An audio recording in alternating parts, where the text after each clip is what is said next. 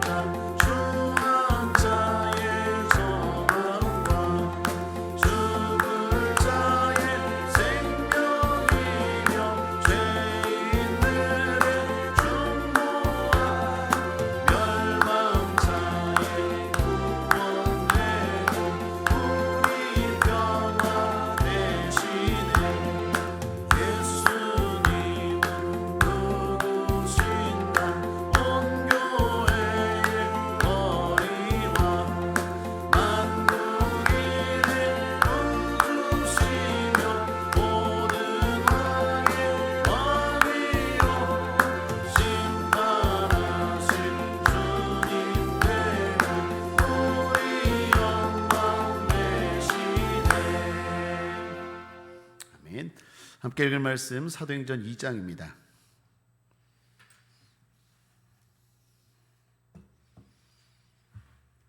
사도행전 2장 찾으셨으면 우리 한 목소리로 함께 읽겠습니다. 오순절 날이 이미 이름에 저희가 다 같이 한 곳에 모였더니 호련히 하늘로부터 급하고 강한 바람 같은 소리가 있어 저희 앉은 온 집에 가득하며 불의 혀같이 갈라지는 것이 저에게 보여 각 사람 위에 임하여 있더니 저희가 다 성령의 충만함을 받고 성령이 말하게 하심을 따라 다른 방언으로 말하기를 시작하니라. 그때 경건한 유대인이 천하 각국으로부터 와서 예루살렘에 우거하더니 이 소리가 남에 큰 무리가 모여 각각 자기의 방언으로 제자들의 말하는 것을 듣고 소동하여 다 놀라 기이 여겨 이르되 보라, 이 말하는 사람이 다 갈릴리 사람이 아니냐? 우리가 우리 각 사람의 난 곧 방언으로 듣게 되는 것이 어찌미뇨? 우리는 바데인과 메데인과 엘람인과 또 메소보다미아, 유대와 가바도기아, 본도와 아시아, 부르기아와 밤빌리아, 애국가 및 구레네에 가까운 리비아 여러 지방에 사는 사람들과 로마로부터 온 나그네 곧 유대인과 유대교에 들어온 사람들과 그레데인과 아라비아인들이라. 우리가 다 우리의 각 방언으로 하나님의 큰 일을 말함을 듣는도다 하고 다 놀라며 의혹하여 서로 가로되 이 어찐 일이냐 하며 또 어떤 이들은 조롱하여 가로되 저희가 새술이 취하였다 하더라. 베드로가 11 사도와 같이 서서 소리를 높여 가로되 유대인들과 예루살렘에 사는 모든 사람들아, 이 일을 너희로 알게 할 것이니 내 말에 귀를 기울이라. 때같이 삼신이 너희 생각과 같이 이 사람들이 취한 것이 아니라 이는 곧 선지자 요엘로 말씀하신 것이니 일렀으되 하나님이 가라사대 말세에 내가 내 영으로 모든 육체에게 부어주리니 너희의 자녀들은 예언할 것이요 너희의 젊은이들은 환상을 보고 너희의 늙은이들은 꿈을 꾸리라. 그때 내가 내 영으로 내 남종과 여종들에게 부어주리니 저희가 예언할 것이요 또 내가 위로 하늘에 사는 기사와 아래로 땅에서는 징조를 베풀리니 곧 피와 불과 연기로다. 주의 크고 영화로운 날이 이르기 전에 해가 변하여 어두워지고 달이 변하여 피가 되리라. 누구든지 주의 이름을 부르는 자는 구원을 얻으리라 하였느니라. 이스라엘 사람들아, 이 말을 들으라. 너희도 아는 바에 하나님께서 나사렛 예수로 큰 권능과 기사와 표적을 너희 가운데서 베푸사 너희 앞에서 그를 증거하셨느니라. 그가 하나님의 정하신 뜻과 미리 하신 대로 내어준 바 되었거늘 너희가 법 없는 자들의 손을 빌어 못 박아 죽였으나 하나님께서 사망의 고통을 풀어 살리셨으니 이는 그가 사망에게 매여 있을 수 없었음이라.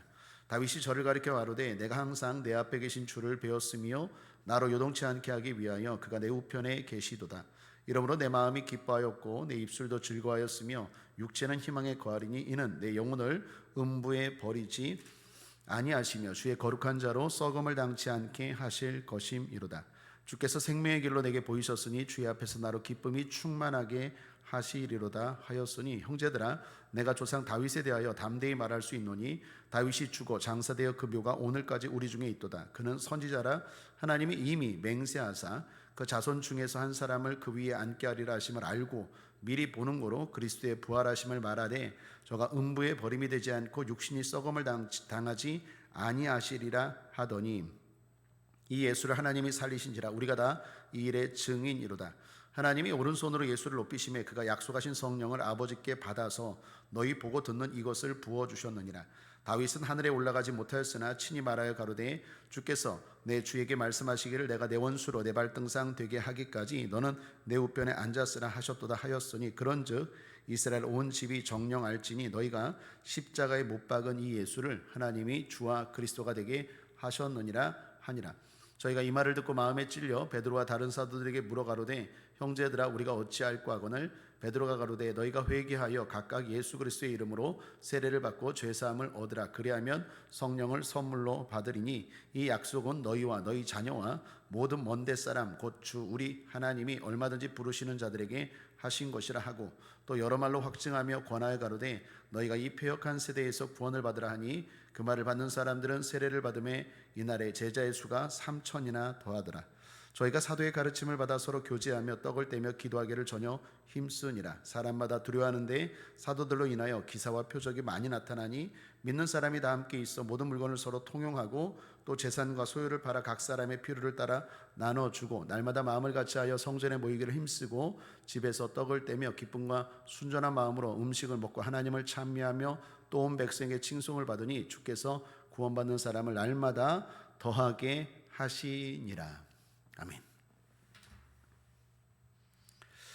오늘 사도행전 2장 방금 읽은 말씀을 가지고 예수는 주라는 제목으로 하나님 말씀 나누겠습니다.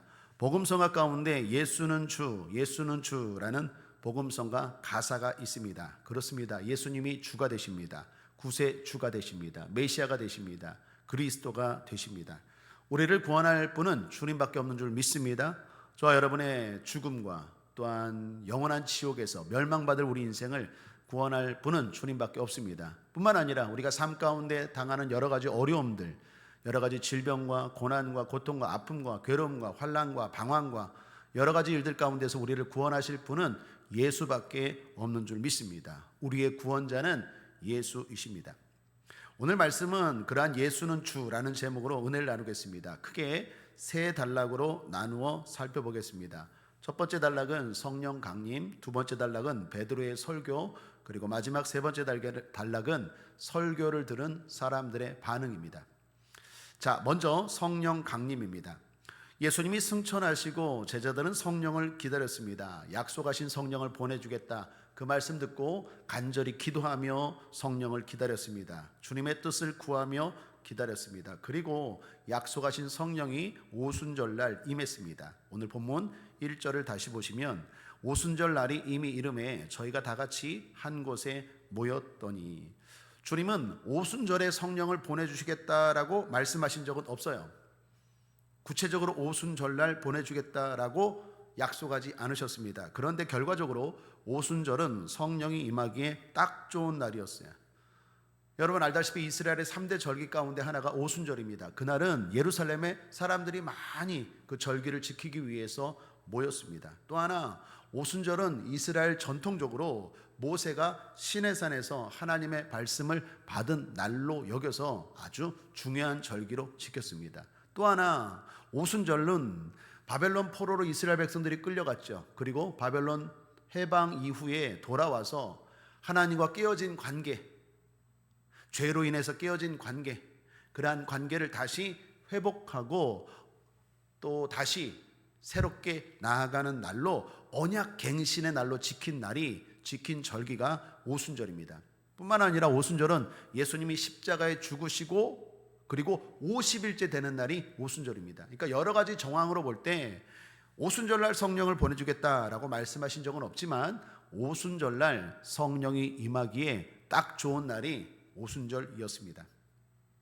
오순절날 약속하신 성령이 임했습니다. 그러자 세 가지 현상이 나타났어요. 하나는 소리입니다. 2절입니다. 호련히 하늘로부터 급하고 강한 바람 같은 소리가 있어 저희 앉은 온 집에 가득하며, 또 하나는 불이었습니다. 3절, 불의 혀같이 갈라지는 것이 저에게 보여 각 사람 위에 임하여 있더니, 물론 여기에서 불은 열정이나 뜨거움을 의미하는 것이 아니라 심판을 의미하겠죠. 마지막 하나는 말입니다. 4절, 저희가 다 성령의 충만함을 받고 성령이 말하게 하심을 따라 다른 방언으로 말하기를 시작하니라. 소리, 불, 그리고 말이었습니다. 성령이 임하실 때 나타난 현상이었습니다. 귀에 들리는 소리가 있었습니다. 눈에 보이는 불이 있었습니다. 뿐만 아니라 방언이 터졌다라는 것입니다. 오늘날도 성령이 강하게 우리 가운데 임하면, 우리 가운데 역사하면 이런 현상이 나타날까요? 아닙니다. 우리 성도님들 가운데 성령 세례, 성령 충만 받으신 분들 계시죠? 그런 분들 다 이 세 가지가 나타났습니까? 꼭 그런 건 아니에요. 때로는 비둘기처럼 성령이 강하게 역사하기도 하고, 때로는 불처럼, 바람처럼 강하게 역사하기도 합니다. 중요한 건 현상이 아니라 목적입니다.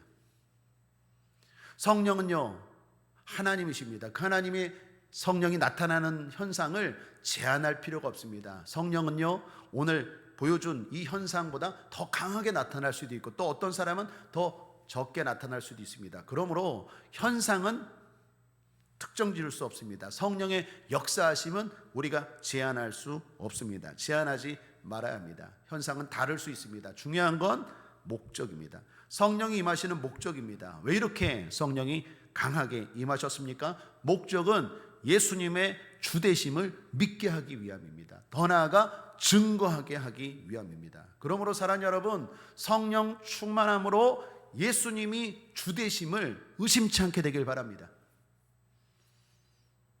앞서 소개한 것처럼 저와 여러분을 구원할 분은 예수밖에 없습니다. 그런데 성령으로 충만할 때 그게 믿어지고, 그게 믿어질 때 믿음대로 역사가 나타날 줄 믿습니다. 더 나아가 나만 아니라 주변의 사람들에게 예수는 그리스도라고, 예수는 구세주라고 증거할 수 있는 것, 그것이 바로 성령의 목적입니다. 그러므로 목적이 중요합니다. 성령 충만함으로 오직 예수 확실하게 믿고 확실하게 의지하고 구원받고 해결받고 치료받는 저와 여러분 되길 바랍니다. 더 나아가 그 예수를 확실하게 전하고 증거할 수 있는 저와 여러분 되기를 주님의 이름으로 축복합니다. 둘째로 베드로의 설교입니다.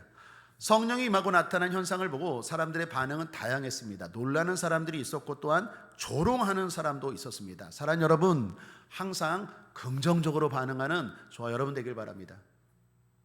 하나님의 역사하심, 성령의 역사하심, 교회에 놀라운 일들이 일어날 때 부정적으로 반응하는 사람들이 있다라는 것입니다. 그런 의미에서 우리 국제하모니교회 성도님들 늘 긍정적으로, 성경적으로, 믿음으로 반응할 수 있기를 주님의 이름으로 축복합니다. 그런 반응을 보이는 사람들에게 베드로가 일어나서 설교를 했습니다. 베드로는 먼저 이렇게 말합니다. 15절을 보십시오. 때가 제 삼시니 너희 생각과 같이 이 사람들이 취한 것이 아니라, 때가 제 삼시는요 오늘날로 말하면 오전 9시입니다. 그러니까 오순절날 오전 9시경에 성령이 임했다라는 것입니다. 여러분, 오전 9시에 술 취한 사람들이 있습니까? 물론 아침부터 술 먹는 사람이 있을 수도 있겠지만 베드로가 지금 말한 거예요. 야, 누가 아침부터 술을 먹겠느냐? 이거 술 취한 거 아니다. 성령 받은 거다. 더 나아가 술 취한 사람이 어떻게 방언을 말합니까? 여러분, 성령이 임했을 때 방언이 터졌는데 그 방언은 외국어 방언이었어요. 오순절날 예루살렘의 각 나라부터 많은 사람들이 오순절을 지키기 위해서 모였는데 거기서 성령이 임하고 사람들이 복음을 전하고 예수가 주가 되심을 전하는데 어떻게 메대인들, 뭐 아까 보면 가바도기야, 뭐 메소포타미아, 그 각 나라들의 말로 성령 받은 사람들이 증거했다라는 거예요. 그게 방언이었습니다. 사도행전의 방언은 외국어 방언이었어요. 그러니까 술 취한 사람들이 갑자기 어떻게 외국어를 하느냐는 거죠. 뭐 오늘날로 말하면 아침부터 술 먹고 나서 러시아어를 하고, 아침부터 술 먹고 나서 갑자기 언어도 못했던 사람이 뭐 영어를 하고 또 중국어를 하고 일본어를 하고, 이런 일이 어떻게 가능하냐는 거예요. 그러면서 베드로는 말합니다. 예수가 주되심을 말합니다. 성령이 임했다. 이 성령이 임한 것은 바로 구약 시대부터 선지자를 통해 말씀한 거 아니냐. 그러면서 베드로가 성령의 임하심의 확실함을 증거하기 위해서 그 유대인들이, 그 놀란 사람들이, 그 예루살렘에 모인 사람들이 다 아는 구약 성경을 인용하여서 증거합니다. 설교합니다. 대표적으로 구약 성경 두 군데를 인용하는데, 하나는 요엘 성경이고 하나는 다윗의 시편입니다. 먼저 요엘서를 언급합니다. 16절을 보십시오. 이는 곧 선지자 요엘로 말씀하신 것이니 일렀으되. 너희들 요엘이라는 구약 선지자 알지 않느냐? 하나님이 요엘서를 통해서 말씀하시지 않았느냐라는 거예요. 그러면서 18절, 그때 내가 내 영으로 내 남종과 여종들에게 부어주리니 저희가 예언할 것이요. 그 전에는 특별한 사람들에게만 성령이 임했어요. 왕, 선지자, 제사장, 이런 특별한 사람들에게만 하나님이 그때그때마다 성령을 부어주셨는데, 요엘 선지자를 통해서 말씀하지 않았느냐? 말세에는 성령을 남종과 여종 모든 사람들에게 물 붓듯이 부어준다고 말하지 않았느냐? 그러면서 19절, 또 내가 위로 하늘에서는 기사와 아래로 땅에서는 징조를 베풀리니 곧 피와 불과 연기로다. 기사는 놀랍고 경이로운 일을 말합니다. 징조는 특별한 일을 통해 보이는 걸 넘어 특별한 일이 있음을 암시하는 것입니다. 그게 징조입니다. 그런데 그게 곧 뭐라고요? 피와 불과 연기래요. 이 세 가지, 피와 불과 연기는 모두 다 하나님의 임재를 상징합니다. 피는 십자가의 제단, 예수님의 십자가의 피를 생각하게 하죠. 이스라엘 백성들이 제단에 피의 제사를 드렸잖아요. 양을 잡아서 드리는 것처럼 피는 하나님의 임재를 상징합니다. 불도 마찬가지입니다. 모세가 호렙산에서 떨기나무 가운데 불이 붙었을 때 하나님의 임재를 경험하죠. 연기도 마찬가지입니다. 하나님이 임했을 때 구약에 보면 구름, 연기 가운데, 구름 가운데 주님이 임하심을 보여줍니다. 그러므로 지금 베드로가 말하는 것입니다. 요엘 선지자를 통해서 말씀하지 않았느냐? 하나님이 임하실 때 나타나는 현상들, 그때 기사와 이적이 나타날 것이고, 그게 바로 또 다른 하나님, 성령 하나님의 임재라는 거예요. 하나님이 임하셨다라는 거예요. 구약의 요엘 선지자가 말한 것처럼 바로 지금 오순절 마가다락방에 그 성령이 임했다라는 것입니다. 그러므로 중요한 건 뭡니까? 예수를 믿는 거예요. 언제? 종말이 다가오기 전에. 20절 21절 함께 읽겠습니다. 주의 크고 영화로운 날이 이르기 전에 해가 변하여 어두워지고 달이 변하여 피가 되리라. 누구든지 주의 이름을 부르는 자는 구원을 얻으리라 하였느니라. 요엘 선지자가 말하지 않았느냐? 마지막 때에 성령을 부어주고 이제 심판이 있는데, 심판이 있기 전에 성령을 통하여 하나님의 뜻을 알라라는 거예요. 하나님의 뜻은 뭡니까? 예수 그리스도가 주가 되신다라는 거예요. 구원받으라는 거죠. 예수를 믿으라는 거죠. 그래서 성령을 부어주고, 지금 오순절 마가의 다락방에서 이 사람들이 성령 받고 이렇게 말하는 것이다라는 거예요. 또한 베드로는 다윗의 시편을 인용해서 또 말합니다. 다윗의 시편은 두 군데를 인용하는데, 하나는 시편 16편 8절에서 11절을 인용합니다. 그게 오늘 25절입니다. 다윗이 저를 가리켜 가로되 내가 항상 내 앞에 계신 주를 배웠으며 나로 요동치 않게 하기 위하여 그가 내 우편에 계시도다. 다윗이 주님을 향해 말했다라는 거예요. 그분이 나로 요동치 않게 하시고 내 우편에 계신다. 그러면서 27절, 이는 내 영혼을 음부에 버리지 아니하시며 주의 거룩한 자로 썩음을 당치 않게 하실 것이미로다. 다윗이 주님에 대해 말하지 않았냐? 성령 충만함으로 다윗이 앞으로 오실 주님, 그 주님에 대해서 말하지 않았냐? 내 영혼을 음부에 버리지 아니하시며 주의 거룩한 자로 썩음을 당치 않게 하심일 것이로다. 예수님이 죽으시고 썩지 않으시고 다시 3일 만에 부활하셨죠. 그렇게 다윗의 말씀을 인용합니다. 그러면서 베드로는 확신에 차서 이렇게 말합니다. 예수가 주가 되심은, 예수가 죽지 않고 부활하신 것은 다윗이 예언한 것만이 아니라 우리가 직접 경험했다. 그 말씀을 경험했다라는 거예요. 32절, 이 예수를 하나님이 살리신지라 우리가 다 이 일의 증인이로다. 구약의 다윗이 말한 것처럼 예수님이 죽지 않고 썩지 않고 다시 살아나신 것을 우리는 알지 않느냐, 더 나아가 우리는 경험했다라는 거예요. 그 부활하신 예수님을. 그러므로 결론은 뭡니까? 예수 믿으라는 거예요. 예수가 구세주라는 거예요. 특별히 너희가 예수님을 죽이지 않았냐라고 말합니다. 23절을 보시면 그가 하나님의 정하신 뜻과 미리 아신 대로 내어준 바 되었거늘 너희가 법 없는 자들의 손을 빌어 못 박아 죽였으나, 너희가 지금 듣고 있는 유대인들, 너희가 예수님을 죽였다. 손을 빌려, 어디에 손을 빌려 죽였습니까? 로마의 손을 빌려 죽였죠. 로마의 총독 빌라도의 손을 빌려서 이스라엘 백성들이, 유대인들이 예수님을 십자가에 죽게 했잖아요. 그러나 그것은 하나님의 정하신 뜻이 있었다라는 거예요. 하나님이 허락해서 죽일 수 있었다라는 거예요. 예수님이 힘이 없어서, 하나님의 아들이 아니어서 유대인들 너희들이 죽인 게 아니라 그건 하나님의 허락하신 뜻이었고, 그렇지만 너희는 그 일에 악하게 쓰임받았다라는 거예요. 예수를 몰라보고 하나님의 아들인 거 몰라보고 구세주인 걸 몰라보고 죽였다라는 거예요. 그러므로 회개하라는 거예요. 예수를 믿고 영접하라는 거예요. 베드로는 또 다른 다윗의 시편을 인용합니다. 그게 시편 110편 1절입니다. 35절을 보십시오. 내가 내 원수로 내 발등상 되게 하기까지는 너로 내 우편에 앉았으라 하셨도다 하였으니, 하나님이 주님을 살리셨습니다. 부활케 하셨습니다. 그리고 지금 오른편에 앉아 있으셨습니다.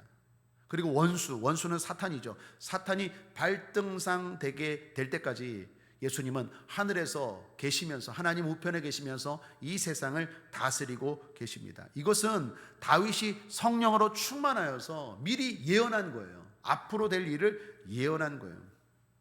그 예언에서 말씀한 분이 바로 너희가 죽인 예수님이라는 거예요. 베드로는 그러면서 말합니다. 36절, 그런즉 이스라엘 온 집이 정령 알지니 너희가 십자가에 못 박은 이 예수를 하나님이 주와 그리스도가 되게 하셨느니라 하니라. 베드로는 이처럼 성경과 또한 자신의 경험을 통해서, 성경과 경험을 통해서 예수님을 증거하고 있습니다. 사랑하는 여러분, 우리도 그래야 될 줄 믿습니다. 성경을 통해 예수가 구세주인 것 믿으셔야 됩니다. 더 나아가 경험해야 됩니다. 베드로는 예수님이 구세주 되심을 경험했어요. 부활하신 예수님을 만났어요. 뿐만 아니라 그 예수님의 능력을 경험했어요. 우리도 마찬가지입니다. 성경을 통해서도 주님을 알아야 됩니다. 이거 대단히 중요합니다. 그게 기본입니다. 그런데 더 나아가 그 주님이 지금도 살아 역사하시는 줄 믿습니다. 그 주님을 만나시길 바랍니다. 경험하시길 바랍니다. 예수님이 여러분의 삶 가운데 구원자 되심을 여러 가지 환난과 고통과 어려움에서 건짐받는 그 경험을 통해서 확실히 믿으시길 바랍니다. 베드로는 확신에 차서 자신의 믿음뿐만 아니라 다른 사람에게도 그 복음을 증거하고 있습니다. 이 모든 것들이 어떻게 가능합니까? 성령입니다. 성령. 그래서 성령을 부어주시는 것입니다. 성령을 부어주실 때 예수가 구세주임을 확실히 믿게 되고 더 나아가 전할 수 있다라는 것입니다. 마지막, 사람들의 반응입니다. 이 베드로의 설교를 듣고 사람들에게 선한 반응이 일어났습니다. 그것은 어찌할꼬였습니다. 37절, 저희가 이 말을 듣고 마음에 찔려 베드로와 다른 사도들에게 물어가로되 형제들아 우리가 어찌할꼬 하거늘. 어찌할꼬, 우리가 항상 설교를 듣고 나타나야 되는 반응인 줄 믿습니다. 어찌할꼬, 내가 어떻게 해야 되겠습니까? 그때 베드로는 회개를 말합니다. 회개하고 예수님을 구세주로 받아들이라. 그러자 그날에 회개하고 세례받고 제자된 사람들이 3,000명이나 되었다고요. 한 번에 3,000명의 제자가 탄생했어요. 우리 교회 가운데도 이러한 역사가 나타나기를 주님의 이름으로 기도하고 간절히 축복합니다. 그리고 이후 교회는 더욱 예수가 주되심을 전하기 시작합니다. 여러분, 여기 교회의 세 가지 모습이 나오는데, 하나는 교회가 반드시 해야 할 네 가지, 또 하나는 교회에 필요시 나타날 두 가지, 또 하나는 교회 성도들이 필요시 해야 할 한 가지입니다. 자, 그 다음 말씀 잘 보십시오. 먼저 교회가 반드시 해야 할 네 가지입니다. 42절을 보십시오. 저희가 사도의 가르침을 받아 서로 교제하며 떡을 떼며 기도하기를 전혀 힘쓰니라. 베드로의 그 설교를 듣고 3,000명이나 되는 제자가 생겨났습니다. 교회가 탄생했습니다. 이제 그 교회가 해야 할 일이 뭡니까? 네 가지를 말합니다. 첫째, 가르침입니다. 배워야 됩니다. 하나님 말씀 배워야 됩니다. 훈련 받아야 됩니다. 교육 받아야 됩니다. 또 하나는 교제입니다. 성도들 간에 교제해야 됩니다. 홀로서는 넘어집니다. 혼자서는 신앙생활이 절대로 성공할 수 없습니다.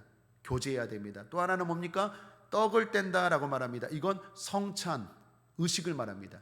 교회 안에 여러 가지 의식들 있죠. 세례 같은 의식들, 그러한 의식들에 또한 참여해야 됩니다. 그리고 마지막, 기도입니다. 이 네 가지를 통해서 해야 되는 일은, 목적은 딱 하나입니다. 예수가 주되심을 경험하는 것입니다. 성령 충만함으로 예수가 주되심을 경험하고 더 나아가 증거하는 것입니다. 그것이 교회가 기본적으로 해야 될 네 가지입니다. 또 하나, 교회에서 필요시 나타날 두 가지입니다. 43절, 사람마다 두려워하는데 사도들로 인하여 기사와 표적이 많이 나타나니. 기사와 표적이 많이 나타나니. 초대교회에 항상 기사와 이적이 나타난 건 아니에요. 그러나 많이 나타났대요. 하나님은 때로는 필요할 때에 기사와 이적을, 기적과 능력을 보여주시는 줄 믿습니다. 그러나 반드시 나타나는 건 아니지만 필요할 때마다 하나님은 예수가 주되심을 믿게 하고, 또 사람들이 정말로 저 사람을 구원하기 위해서 힘쓰고 애쓸 때 하나님은 때로는 필요시 기사와 능력, 이적을 베풀어 주시는 줄 믿습니다. 바라기는 우리 교회에 그러한 기적과 능력이 많이 나타나기를 바랍니다. 또한 많이 나타날 줄 믿습니다. 지금까지도 많이 베풀어 주신 하나님, 올해에도 많이 베풀어 주실 줄 믿습니다.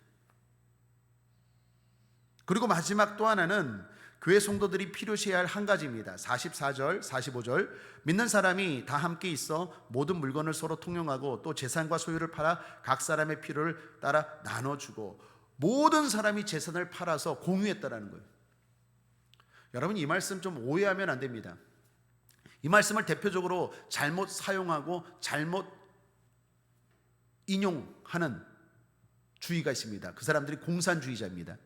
공산주의자들이 이 말씀을 근거로, 자 봐라, 성경도 예수님도 초대교회도 모든 재산을 다 팔아, 사적인 재산 없이 다 공동재산으로 하지 않았느냐라고 말하는데, 이거는 초대교회가 다 팔아서 계속해서 지속적으로 그렇게 살았다라는 게 아니라, 그럴 때 필요할 때 그때 했다라는 거예요. 왜 그러냐면 이 말씀 이후에 보면요, 초대교회 성도들은요 개인적으로 땅이 있었어요. 사적인 사유재산이 있었다니까요. 그 말은 무슨 말입니까? 정말로 필요할 때, 마치 마리아가 옥합을 깨고 향유를 부은 것처럼 정말로 우리가 전적으로 헌신할 때가 있지만, 무조건 예수를 믿는다고 내 온 재산을 다 갖다 바쳐서 공유재산으로 이렇게 살아가는 건 아니다라는 것입니다. 그러므로 그렇게 해석하는 것은 오류입니다. 잘못된 것입니다. 그러나 중요한 건 물질이 중요하지만 그 물질보다도 더 중요한 일에, 영혼을 살리는 일에, 하나님의 일에 우리의 모든 것들을 헌신하고 올인하고, 또한 우리의 모든 시간과 물질뿐만 아니라 힘과 능력과 에너지, 그 모든 것들을 쏟아 부여할 때가 있는 줄 믿습니다. 그러한 때는 기회의 때요. 그러한 때는 우리에게 용기를 요하는 때인데, 그러한 기회를 놓치지 않는 용기가 있게 되기를 주님의 이름으로 축복합니다. 이 모든 걸 통해 교회는 결국 어떻게 합니까? 예수의 주되심을 증거하는 것입니다. 성령의 충만함을 받아서 교회가 해야 할 네 가지들, 가르침, 교제, 의식, 그리고 기도, 그걸 통해서 어떻게 해요? 예수님이 구세주이시다, 그걸 전하고 그걸 경험하고 그걸 맛보는 것입니다. 뿐만 아니라 그렇게 할 때 하나님이 때로는 기사와 이적을 베풀어 주셔서 정말로 예수가 구세주 맞구나 라는 걸 성령을 통해서 능력 가운데 우리 가운데 보여주실 줄 믿습니다. 필요할 때마다 많이, 또한 때로는 우리에게 놀라운 전적인 헌신을 요구할 때가 있어요.